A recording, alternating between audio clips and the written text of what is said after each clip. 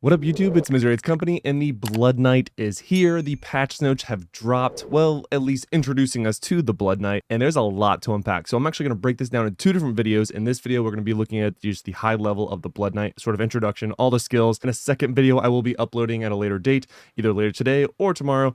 I'll be breaking down all the different essences and identifying the best ones that you're going to want to farm for first, if you could, strategically select the ones that you want, but you can't. So the ones that you're going to want to look out for is, I guess, the best way of saying it. But without further ado, guys, I'm super hyped for the Blood Knight, and so should you, because we're about to be covering the Blood Knight almost every single day up until its release in 1 week from yesterday. Let's get straight to it.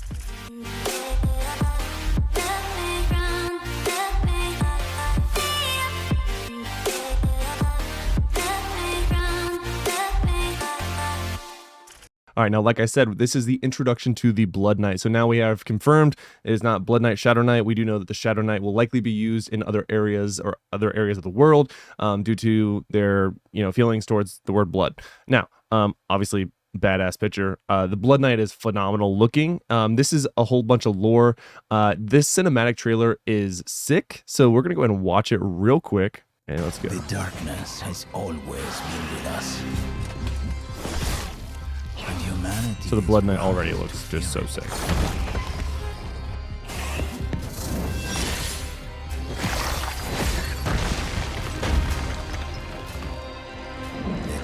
But he's getting his butt kicked. Or is he? All you love. But my kind claim its power and wield it in defiance. The abomination mode.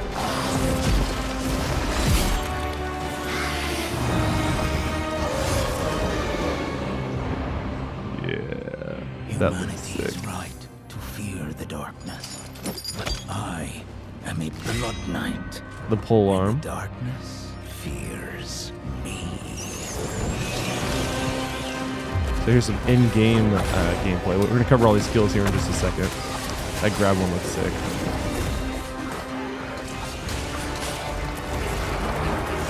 That one just looks busted good. For PvE, obviously. The abomination, this is a skill, not an ultimate, so you have the ability of choosing to select it where you gain anger and then attack random foes. Pretty interesting. Honestly, it looks like a ton of fun. Can't wait. And there it is, July 13th. So, super excited. I love that quick little trailer, so I did want to go ahead and show you. Now, if you wanted to fully read the, lore, if you will, of the Blood Knight, they do a great job of breaking it down here.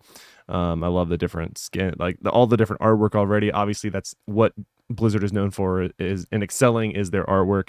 But starting July 13th, there will be 3 different ways you can play the pole arm and impale your way through the Burning Hell's Legion as a Blood Knight. So basically, the 3 ways are: you can create a new class, you can switch classes, which they did implement a new way of doing so. So now strength to intellect will be a smoother transition. So if you have strength set gear, it will actually go into int, and you should be able to keep all of that set gear, just going apples to apples instead of, farming all over again like we've been doing for the last year. So really great change there. They're also, for the next 3 weeks after the 13th, going to allow us to change daily. That way you can bounce back and forth between the Blood Knight or other classes if you so wish. So that'll be a pretty interesting change as well. But more information coming on that on July 11th, which is 2 days before we get access to the Blood Knight. Now, the other way is going to be the Crimson Plane, which is very similar to the Fractured Plane, but it's a 3-week-long event, again, like Fractured Plane, but everyone plays as the Blood Knight. You'll earn a Blood Knight cosmetic and legendary items for completing it. More information coming on July 11th, so obviously the next patch notes will be coming out in about 5 days, which is really exciting. And literally less than a week, we're getting even more patch notes on the Blood Knight, which is super sick. So the Crimson Plane is obviously going to be a way of playing the Blood Knight without having to switch to it. I know a lot of people actually aren't going to be switching to it, a lot of whales, because they feel like they've invested so much time and energy and resources into their specific class to make it perfect that they're not going to be switching. So now these individuals can actually still experience the Blood Knight for 3 weeks, which is pretty cool. Or make a whole new character. And the cool thing, if you guys didn't see the dev sort of video or breakdown of all this. So if you create a new Blood Knight class from the very beginning, you actually get, it's over 2,000 voice lines that they created for it, which is pretty sick that they went backwards and did that for new players coming back to the game. That was actually a really smart play in my opinion. But moving on, so that's maybe 3 different ways you can play. Now, these are the skills for the Blood Knight. So the primary attack skills. So first one is going to be sort of like a polearm. It's called Ravage. Unleash a barrage of polearm thrust and sweeps, dealing damage to an enemy and 25% as much to all other enemies. So you can see it looks like you're hitting this one, and then you're also hitting that guy there, which is pretty interesting. Now, as sort of an ultimate, Annihilation ultimate, you actually get to you get enraged for 12 seconds, gaining an additional polearm. So you get to dual wield your polearms, which is pretty badass already, which also increases your range and causes the final attack to knock back enemies. So we already have CC in our auto attack, which is pretty sick. While empowered, Annihilation deals increased damage. You also gain a shield that absorbs damage equal to 20% of your maximum life for 3 seconds, which is pretty sick. Now, this is a hybrid class, so it is the ability of being both melee as well as somewhat ranged. Think sort of Necro-ish, but not quite as range as Necro. So this one is where you get sort of that hybrid approach. It's called Shadow's Edge. Wield a blade of pure shadow energy that can be used to slash at enemies, dealing damage. If there is no nearby enemies, the blade will be thrown a short distance, dealing damage. So if it is not close, you, instead of like trying to shank, you'll actually just throw it, which is pretty sick. Obviously, I'm assuming the attack speed, just based off the videos we did see about this, it looks like this one would be a little bit better, especially for more of like a PvE environment, especially like raids and dungeons, that sort of thing. Where this one is good for like sort of PvP, so you can tag and poke and all those kind of things at people from a distance. But I could be totally wrong. And then the ultimate for this is Shadow's Embrace.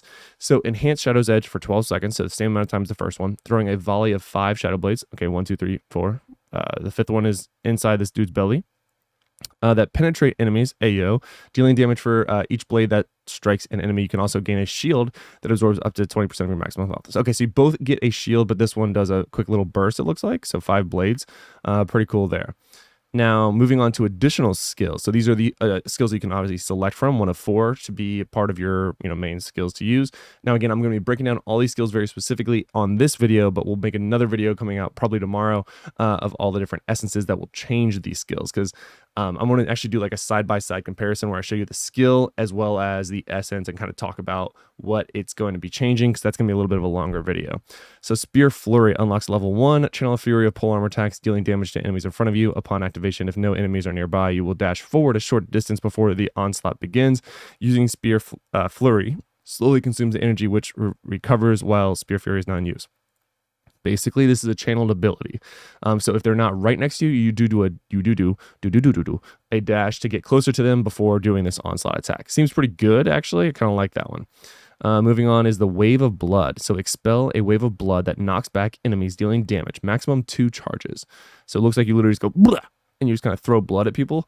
And then you can do it 2 times. So obviously it'll be interesting to see how that changes with the different essences, but that one's pretty straightforward. Not as much in love with that one as I am the first one. This one seems like a really good attack, I'm not going to lie. Moving on, Tendrils of Blood. Shoot bloody tendrils into nearby enemies, dealing damage, activating again to pull all affected enemies to you, dealing additional damage. Again, this one could be good. It's depending on how many enemies you could, I guess, pull. I see that only being good. Well, I don't know. This could be good for both PvP or PvE. But yeah, not as excited as some of the other ones, but this one could be interesting. Now, this is the one that I mentioned that's just going to be stupid good. So, Siphon of Blood. Continuously siphon blood from the prey around you, dealing damage to all nearby enemies while also healing yourself for 15% of the damage done. Using Siphon Blood slowly consumes its energy, which recovers while Siphon Blood is not in use. Again, a second channeled skill. Now, my thought here is you can definitely slow down the ability of which that you consume channeled skills. And there's also that brand new set gear that we haven't really talked about too much on the channel yet, because we haven't really had a chance to.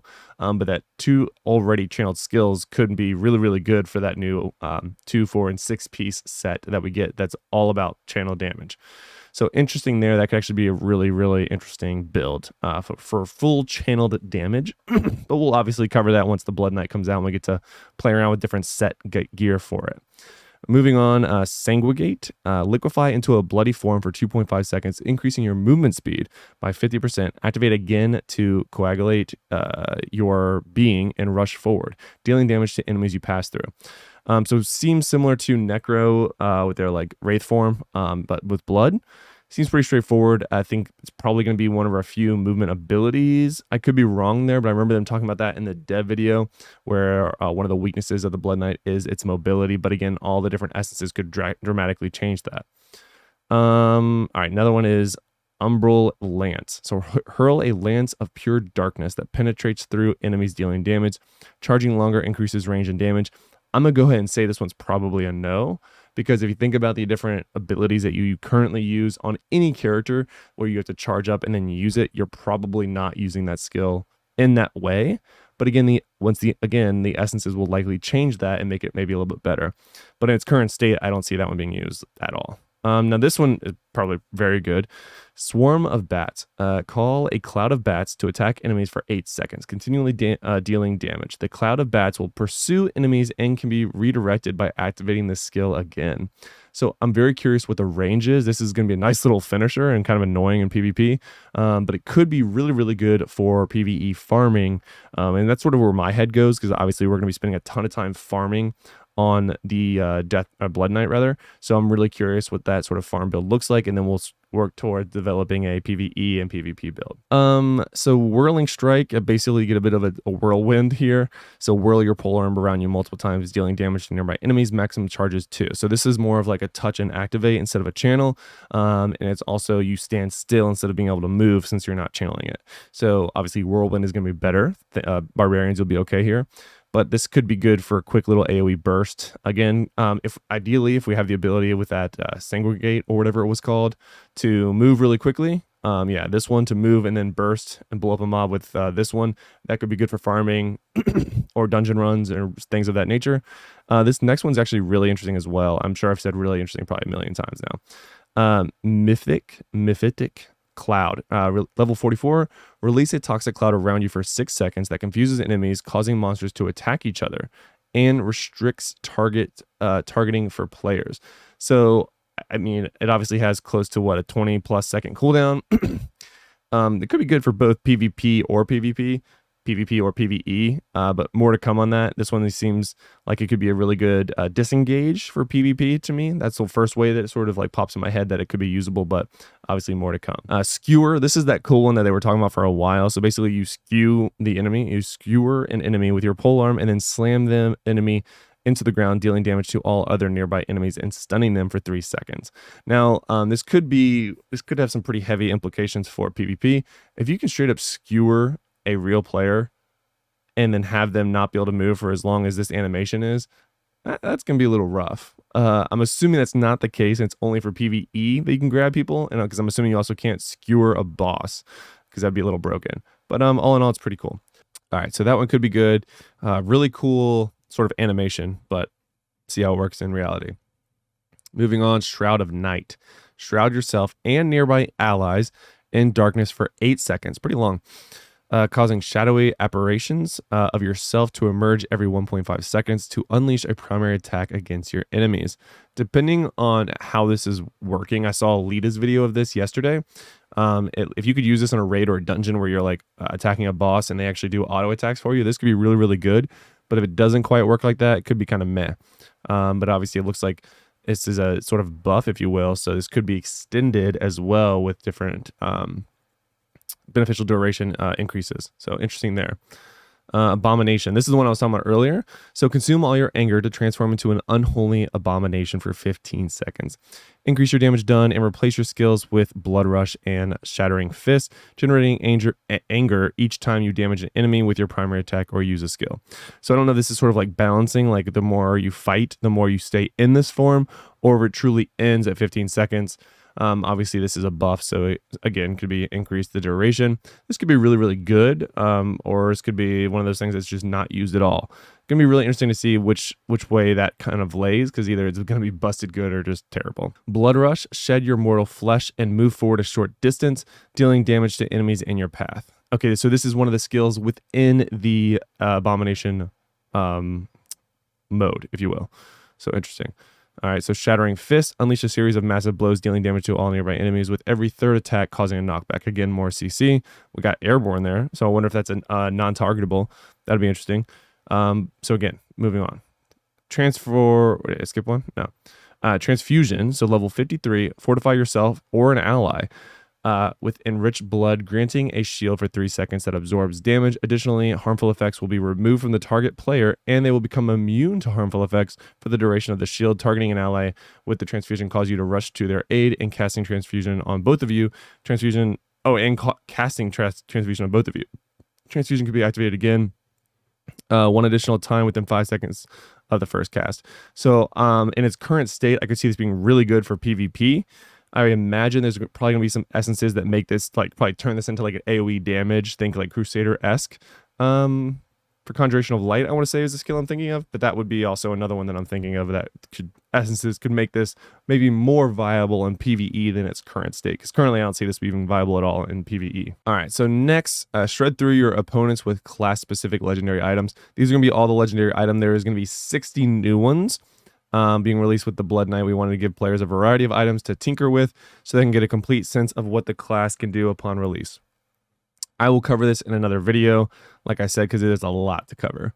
But I do want to talk about, last but not least, this legendary gem, the Spiteful Blood Legendary. So this is at rank 10, obviously. So increased resonance by 1,000, plus combat rating 240. Taking damage while below 50% life causes Spiteful Blood to surge through you for 4 seconds, increasing your damage done by 30%. And making you invulnerable to primary attacks from other players. Now, again, in addition, when Spiteful Blood triggers, you gain an absorbed shield equal to 160% of your base damage. Spiteful Blood cannot trigger more often than once every 20 seconds. This is busted good. And I mean busted good. Like for Necros in particular, I think this is going to make them, once they reach a certain threshold in resonance, basically unkillable in PvP. I mean, with their new skill that makes them come back to life and this low cooldown of 20 seconds on this, I mean, yeah, you can just go in and out of battle basically and always be able to not die as a Necro. And obviously be good for Barbs too. This is mainly a PvP gem, so if you PvP, this is going to be probably top tier. If you don't PvP like myself all that much, then it's probably not one you need to like open your wallet for, if you will. But busted gem nonetheless. Very surprised it's coming to the game in its current form. More on that later. They did come out with a short story. Maybe we'll read that on as a video. We'll see. They also did the live stream if you want to check that out, guys. But ultimately, that's going to do it for today's video. I'm so excited for the Blood Knight. Like I said, probably every single one of my videos up until its release next week will probably be about the Blood Knight. So make sure you're subscribed so you don't miss any tips, tricks, or news on the Blood Knight or Diablo Immortal. Thank you guys for all the support recently. I've been loving you guys for supporting me, obviously. But we've gotten almost doubled the amount of views from this past month that we did on the month prior, which means that I'm doing something right and you guys are enjoying it. So I really just want to take a second and say thank you. And I look forward to seeing you guys in the next video. Lock it in.